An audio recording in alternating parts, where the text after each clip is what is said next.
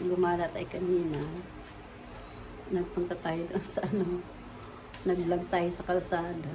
Doon, linag ko yung aking buyer. Ang sipag niya.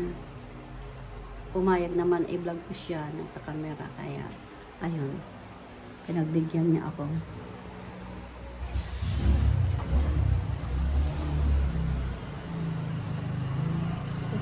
Papasalamat ako na pumayag siya na makita sa camera.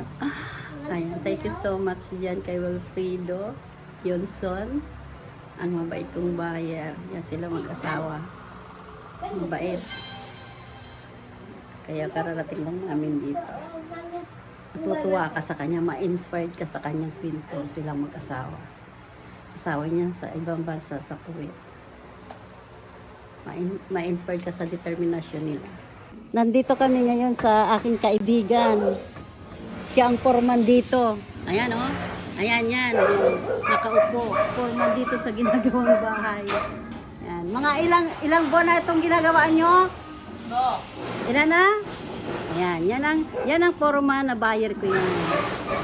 Siya gumagawa ng bahay pero may bahay na din siya. Yan. Kung magandang ginagawa niyang bahay, malamang mas magandang gagawin niya sa sarili niyang bahay. Yan ta. Yan tayo, ganda ng gawa niya. Ha?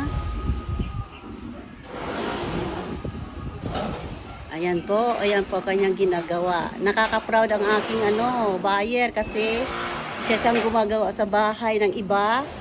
Tapos ngayon ang gagawin naman din niya yung bahay niya. Yan po siya.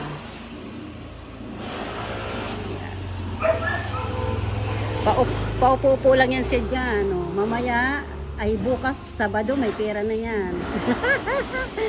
Ayan, pero mabait na. Mabait yung buyer kong yan.